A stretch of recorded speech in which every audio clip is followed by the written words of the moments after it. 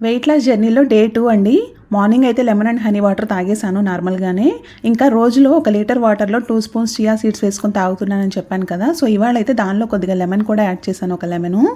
అలాగే కాఫీ ప్లేస్లో blue tea అయితే తీసుకుంటున్నాను, శంకుపూల టీ. నేనైతే ఫస్ట్ టైం లైఫ్లో తాగటం. ఇంకెక్కువ పువ్వులు దొరకలేదు, 2 ఉన్నాయి. సో ఆ రెండింటితోనే టీ అయితే ప్రిపేర్ చేసుకున్నాను. బ్రేక్ఫాస్ట్ కోసం ఇక పాలకూర జ్యూస్ అయితే ప్రిపేర్ చేసుకుంటున్నాను. ఇది కూడా ఫస్ట్ టైమే లైఫ్లో తాగటం. టేస్ట్ బాగుంది.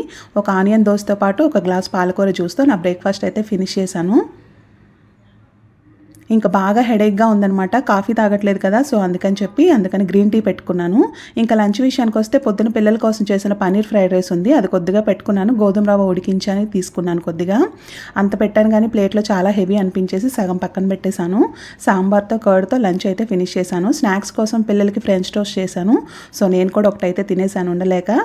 డిన్నర్కి అయితే పొటాటో కర్రీని గోధుమ రవ్వతో తినేసాను.